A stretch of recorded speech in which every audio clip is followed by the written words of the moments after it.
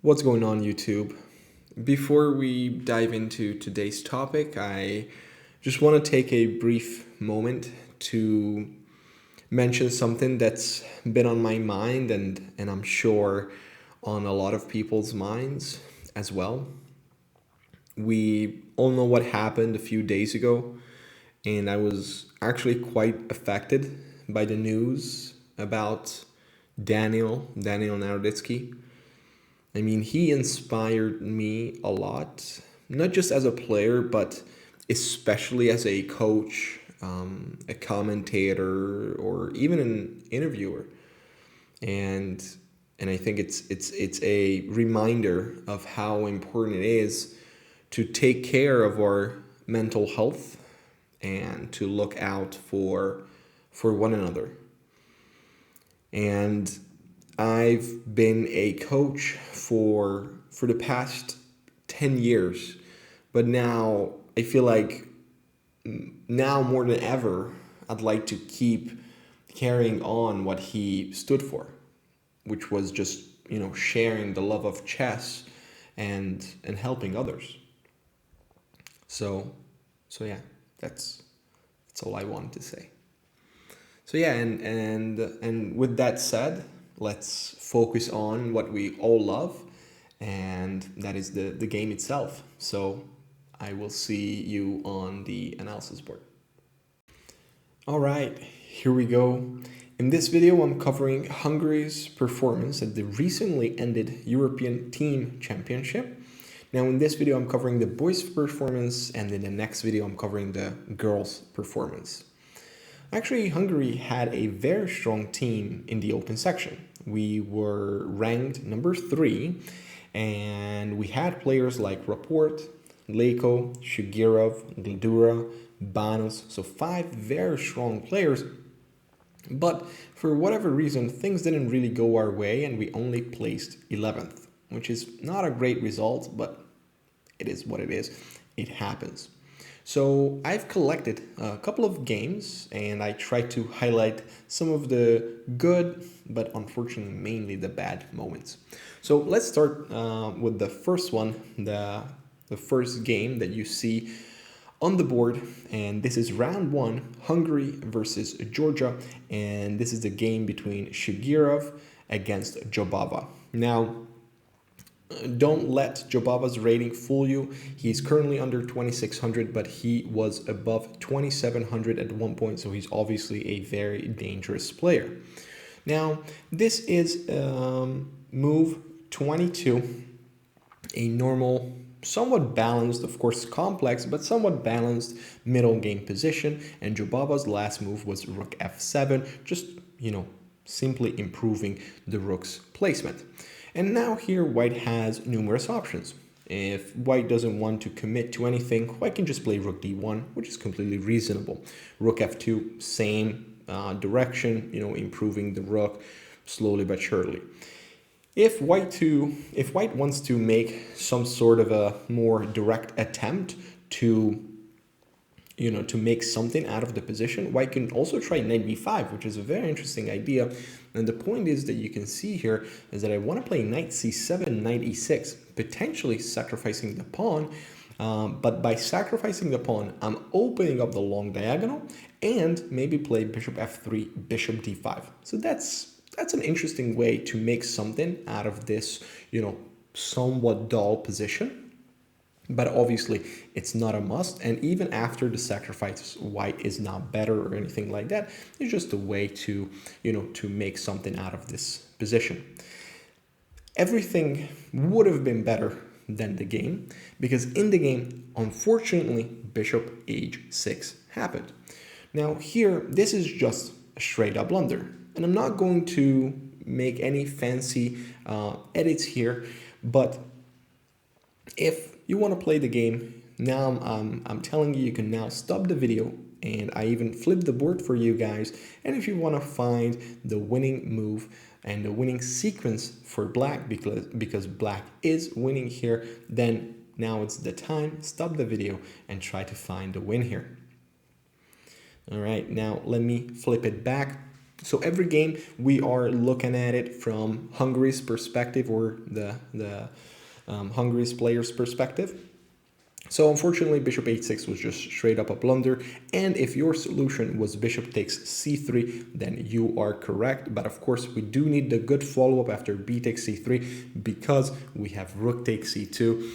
Queen was just simply overloaded, and with the deflection, Black is winning after this. Queen e2, queen takes a6. You might say that it's not too bad because it's only two minor pieces for the rook, but it is actually very bad because after knight e5, the knight is an unbelievably strong piece, and not much white can do here.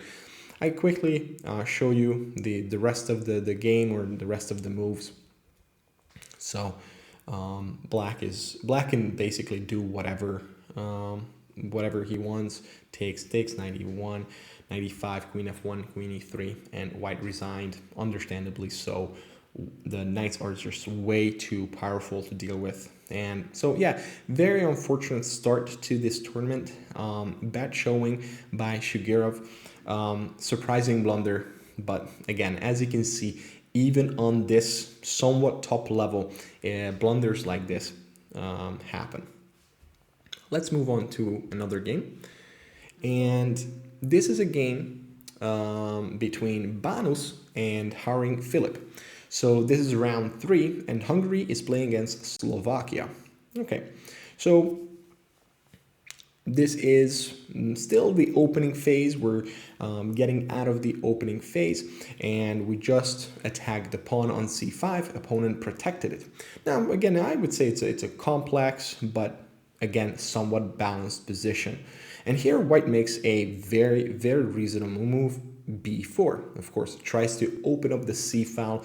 The pawn cannot really be taken because there are all kinds of knight h2 and overloading on the c file, on the long diagonal, so that cannot be captured. And here, objectively speaking, Black makes a mistake here. And again, it is objectively speaking, it was a bad decision, but practically speaking, what he did was actually, it was a very interesting and almost even clever idea, because he played the move knight d4. And of course, I mean, it makes sense to move the somewhat hanging piece out of the way. So it makes sense, but it's actually not great. The better move was something like knight b5 or even rook b8. Both basically, both moves are a pawn sacrifice, but with great compensation. So let's say rook b8, pawn takes, let's say b5, knight c3, a5, and of course Black sacrificed the pawn, but there is obvious counterplay here. The other move is knight b5 potentially, and b takes e5, again knight b d4.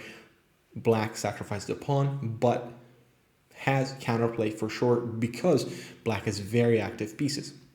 Instead, knight d4 happened. And again, as I said, objectively speaking, it's not great, but because it's not that easy to react to this move, and unfortunately, Banus reacted incorrectly, we got into a bad position. So he played b takes e5, which was probably just simply a mistake. Because after bishop takes f3, this is how the game continued. E takes f3, Black has queen e6 check, and after king f1, Black played knight b3 and just simply claimed a better position. But if Black plays queen b3 instead of knight b3, that's an even better version of the somewhat same line, and Black has a significant advantage here. And now we are basically the only thing left to do here is to just pray, pretty much. This is a bad position. But why did Tomasz take on c5 and not on d4? Because knight takes d4 makes sense, but on the other hand, c takes d4, obviously I take on d4 because I want to take on a8. But is it easy to take on a8? Not so much, because takes, and now, okay, I mean, I have to give up the long diagonal bishop, which is my best piece in the whole position. So giving that up is not an easy decision. But if I play f3, which is a weird move, but it's probably the best, bishop e6, h5, knight e5, king f2, and white should have a slight edge.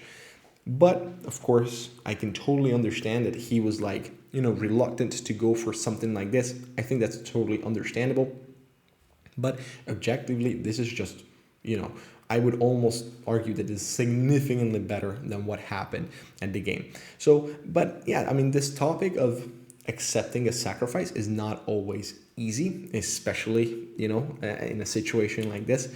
But yeah, so here, White definitely should have accepted the sacrifice. We had a bad position, and we somehow managed to hold the game, and the game ended in a draw. But yeah, I mean, it was a close one. All right, let's move on to the next one. This is the next game is still the same round, so we are still playing, and this is still round 3, and we are still playing against Slovakia, and this is actually our first good example, really, and actually this is one of my favorite games and one of my favorite examples from this batch. So this is a game by Gladura Benjamin. Opponent is a 2450 international master, of course, good player. And we are at move 13, going to move 14. We are somewhat out of the opening, entering more or less the middle game. Again, same thing, complex but balanced position. Now, White started the aggression with h4, wants to play h5, and we stop it with h5. Makes a lot of sense. And I feel like the next few moves are going to be extremely instructive, and we can learn a ton from this. Because White goes extremely aggressive, goes berserk mode, and plays g4, which is just a mistake. And why? Now, we know that there is always a connection, or if there is a connection with a wing attack, then it has to be with the center. And potentially White thought that, okay, well, we know that if we start attacking on either side, right, on either the king side or the queen side, so wing attack, the center has to be either closed or controlled. And it seems like, White is doing just that. But in reality, the center, even though it's somewhat close, but it's actually not controlled, or actually it is controlled, but it's controlled by Black. And Benji takes advantage of it really super well and plays an awesome game here. So he plays 97. Fantastic move. G takes h5, and now knight e5, going to the towards the center, and occupying potentially an outpost on e5. Now queen e2, and of course he had to play another really strong move, and this move makes the whole sequence super awesome. He plays the move f5. Fantastic move, really strong move. The point here is that I really want to create this crazy strong knight on e5. And the beautiful thing about this is that you cannot play f4 because of queen c5 check, and you lose the bishop on c4. So you can never get rid of my knight. And if you take on g6, it's not what happened in the game, but if g takes h takes g6 happens, now we have f4, which is a fantastic move. Again, now I have created the monster, literally the monster on e5. And actually after g takes f7, either king f7 or rook f7, both very good. And now the attack here is almost unstoppable. I go bishop f6, rook h8, rook g8, and that's all she wrote. Another move could have been something like e takes f5, but e takes f5 doesn't make a difference because g takes f5, and again, f4 cannot be played because of queen c5. Otherwise, I'm just going to go king h8, rook g8, rook e8, knight g4, and the attack is unbearable. So f5 was a fantastic move. Opponent responded with bishop b3, and here I think we played, or Benji played, a very consistent and logical follow-up with f4. I think f4 makes a lot of sense. Of course, following up with this plan, I really like it. Objectively, maybe knight g4 was even better, but there's this interesting and somewhat forced line with f4, rook e8, e5, takes, rook e5. Objectively speaking, this is even better. But I totally understand that he didn't want to commit to something like this because he would get a good position after f4 anyway. And I really like this positional decision by him. And it was just an easy solution. So takes king g7, and he wants to move towards the h file. And this is actually what happens. Rook h1, rook h5, and just superb position. Every single piece is really strong, is super powerful. The black squares are also extremely vulnerable in white's position. So this is just a bad position, and of course Benji ended up winning the game, which is a really good result, of course, and it was a awesomely played game. So yeah. That was one of the good games. All right, let's move on to another one. This one is going to be another Banos game, and again, I'm flipping the board. We are looking at it from our perspective. This is, by the way, round 5, and we are playing against Slovenia, and Banos is playing white against a 25-45 Grandmaster. And I picked this game because, again, we can see a surprising mistake, and these mistakes, as we can see, they happen even on, mid to top level as well. So queen b3, this is move 15, and we are more or less out of the opening, entering the middle game. Again, the usual stuff, complex position, but balanced. Yeah, I like white's position, by the way. Me personally, I think white has a tad bit more, more potential in my opinion, but it shouldn't be much. And black could just play something like queen d6 potentially, and again, in my opinion, white has a small edge, but it should be balanced. But instead, black goes c5. And I'm not sure what went through his mind, but this is basically just a straight up miscalculation. Either a blunder or just a straight up miscalculation, but either way, it is going to be a blunder. Why? Because after b takes c5, you cannot really take the pawn back correctly.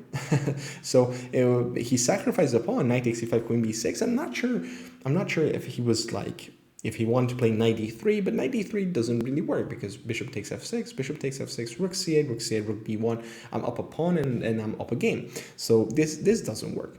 Now he played knight fd7, but after queen b4, pinning the knight, again, I have a big advantage. Now, of course, he played knight d3, but after the queen trade, white was able to, of course, convert that advantage. There are some interesting lines here still, but overall, in almost every line, and not almost, basically in every line, white has a somewhat comfortable advantage. Maybe, again, black could have, made it more challenging for Banos to convert, but overall, this was just straight up a blunder. And as we can see, right, so these players can also make these mistakes. So be always mindful of the opponent's next move. This is the lesson from this game. Be always mindful and be precise with your calculation, especially if it's a dynamic position or if you play something dynamic like c5 here. All right, let's move on to the next one. So the next one is a game between Mamedyarov and Rapport. This is round 7, and we played against Azerbaijan.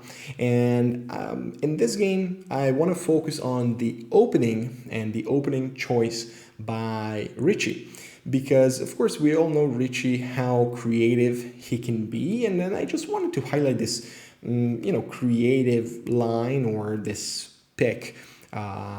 Picked by Richie. So d4, knight f6, c4, e6, knight c3, bishop b4, queen c2. So far, nothing new. This is a well-known theory. This is the Nimzo Indian, more specifically the queen c2 version of it. And now here, of course, we know that d5 is a main move, c5 is a main move, and short castle. Those are the top 3 main moves. But instead, Richie goes for h6. Now, h6 is a weird one. It exists. It does exist.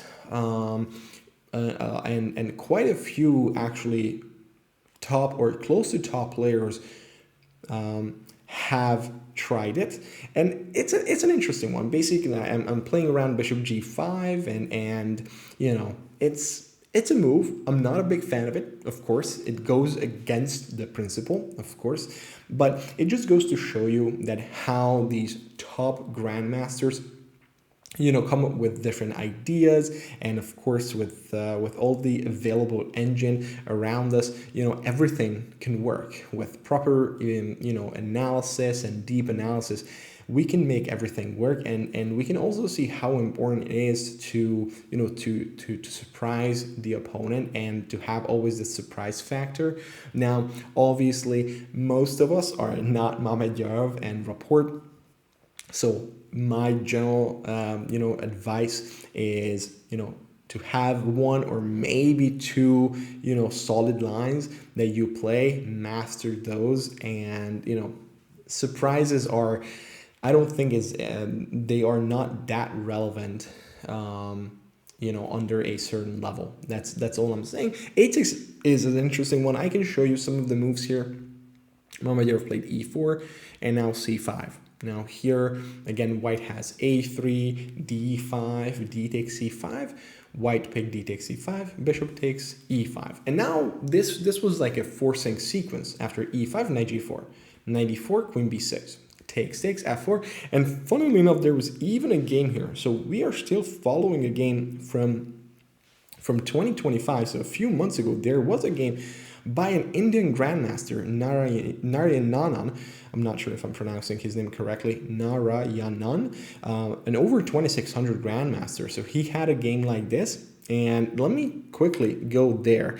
And this was their game, and this is actually Richie's game as well. Now, in the previous game, the game I mentioned, white played in that game b3. And I feel like after b3, white should have a small edge. I'm just straight up. Now, Mamedov played b4. I'm not sure, whether he knew about this. He definitely, knew something about this line, and he responded well. I don't know if b4 was something that he came up with over the board or was an analysis. I feel like b3 is just a very solid way to play this line, and then white should have, a small edge. Great question whether this surprise or this line worked out for Richie. That's not me to decide, but yeah, I just wanted to highlight this 8-6, which is not a common move, but it could work. The game ended, by the way, in a draw. All right, let's move on to the next one, and this is still the same round. So, and again, I flipped the board. This is a game between Gladura and Suleymanli, of course, a strong over 2600 grandmaster. So this is round 7, Hungary versus Azerbaijan. And there was a capture on e5 here. And now white is down a pawn. So 2, 4, 6, 7, 2, 4, 6. So we are down a pawn, but we do have some initiative because of the long diagonal bishop on the a1, h8 diagonal. And here actually white could have played the move knight e4. And surprisingly, Benji didn't play it. And I'm not sure what the reasoning was or why he went for the other line. If I had to guess, it was probably some miscalculation, misevaluation. Knight e4 was probably the best move here. Now, the best response is d takes e4, sacrificing the queen. Really interesting, material imbalance here, because after takes, rook c3, rook takes e5, and now we have f4, but unfortunately black has rook f5. And let's say after rook d3, black can move the knight away, and now what do we have here? So this is 2 rooks versus 2 rooks, but 3 minor pieces against the queen, and I'm not sure what this is. If I want to be completely transparent, according to the engine, this is probably around equal, which is, yeah, I mean, it's usual. Engine thinks everything is equal, but yeah, it's I don't know. From a practical perspective, it's hard to judge this. It's very hard to judge. Black definitely has great compensation. I don't know if we're compensating or Black is compensating. I'm not actually. I can't quite tell.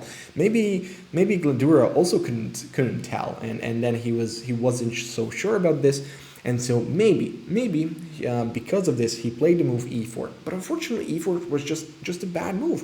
Again, I'm not sure whether he blundered, but d4, and I guess his idea was f4. But Black has knight takes h3, g takes h3, and all of a sudden after queen h5, we are in trouble. Sure, we can keep the material by playing knight e2, but after knight e2, I take on e4, and the position just falls apart. Right, so I have 4 pawns. Opponent has 2, 4, 6, 7 still. So I even have like 3 pawns. It's for the piece, which is even good. And the king is falling apart. Opponent's pieces are super strong. This is a bad position.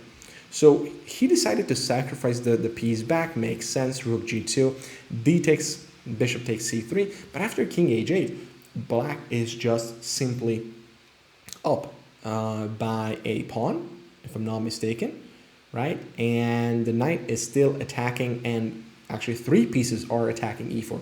Now there were some interesting lines here, and I can show you. I do want to show you one more line here. I think that's quite relevant here. So okay, if bishop takes f6, g takes f6, this is bad. e4 is falling. Rook g8 is coming. This is not a good position. But okay, the bishop e2 happened. Queen h4, and now Benji made the right decision by playing rook d6, or I'm not sure if it was the right decision, but rook g7 was really tempting.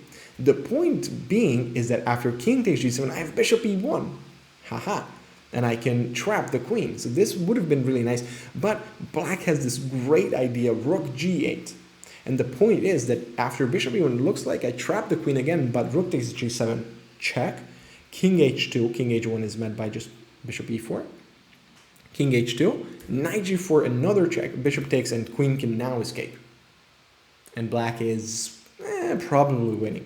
Yeah, so there were some interesting lines here, but because this didn't work, nothing really worked, and Benji actually ended up losing the game. There were some inaccuracies here, inaccuracies there by both players. I don't want to get super detailed about this. I just wanted to highlight some of these interesting lines and key moments. Again, I feel like there was misevaluation, there was miscalculation in this game. So yeah. All right, let's move on to the next one. And this is going to be our final game. This is round 9. And again, we have a bonus game versus Ufa Daniel, and Hungary versus Spain. And this is move 42. So we got the extra time here as well. Okay, so that's important that we got the extra time. So we all know that after move 40 in most tournaments, there is time control. So we get extra time, usually 30 minutes. So queen d4, and so here I'm not sure what happened here. Again, I feel like this was just straight up miscalculation. I'm going to ask Banus what happened here or what went through his mind, but it feels like just a straight up miscalculation. So, and again, I just want to point out that we are talking about, high 2,500 or, 26, sometimes even 2,700 players, and they make mistakes just like us noobs or, humans. So, they make mistakes as well. And so if we can learn from some of these, moments and these mistakes, hopefully we can make some improvements. Yeah, so queen d4. Now, okay, the position is super complex. Now, weirdly enough, again, this is balanced, and this is not just balanced, but this should be equal, and there should be a forced way to equalize here.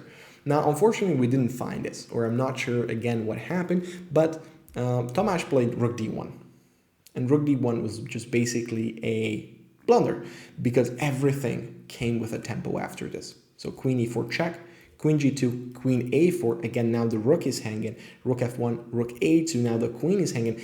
And again, I cannot take advantage of Black's weak king. My king is weak as well, of course. So it was a race for the opponent's king. And because everything came with a tempo, I was not able to, to take advantage of that. And so after Queen F3, Queen C2, and basically it's game over. Because now White's pieces are just, they just can't move. They just can't move. So Rook E1, C4. The bishop is immune because either on the second rank I get checkmated or on the back rank. So Rook F1, he made a waiting move, C3.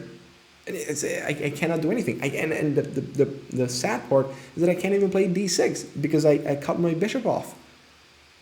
Right? Because Queen H2 then. And okay, G6, G7, Rook B2, and basically I have no move. And of course, Banus resigned. Very sad game. Very sad game. Especially because White had actually Queen H5. Queen H5 was a really nice move, or could have been, or would have been a really nice move. Okay, the point is, when you take on D5, I go back to F3. And so now there are two ways for Black. Either keep the queens on the board or off the board. If you take it off, I take back equal material. Sure, you have a pass one, but I also have a pass one. It's a protected one. And let's say if you go C4, I go bishop F4. Trade it off. And I'm never losing this endgame. Okay, after King E1, I'm never losing this endgame. Right? It should be a draw. If you keep the queens on the board, hoping that your attack against my king is going to be, more successful, surprise, surprise, I have bishop E5. Or even bishop F4. This is also fine. I like bishop E5. It's just fancier. Bishop E5. Queen takes E5. The point is I have queen B7. Beautiful move. And now there's a super forcing way to take advantage of Black's weakness, which was the king. Rook A7. Black can save the game by playing this and then going for the repetition. King H2 and either bishop F4 repetition or Queen C2 repetition. But yeah, Queen H5 did not happen. I'm not sure what went wrong here. Did he see and find Queen H5 and he wasn't satisfied with the draw and he wanted to be more ambitious and win the game with Rook D1, or was it just simply miscalculation? I'm not sure, but I'm going to ask Banus about it. So yeah, but yeah, unfortunate way to finish the game and the tournament. And we are back to the first position. So guys, that's it for this video. That's it for some of the highlights of Hungary's performance, how the boys did. As you can see, there were mistakes this time, but it happens. All right, in the next video, we're covering the girls' performance. There were some crazy examples there as well. So yeah, but until next time, all right, I hope you guys enjoyed it. I hope you guys, liked it. And as usual, hope you learned something, and I will see you in the next video. All right, take care, guys.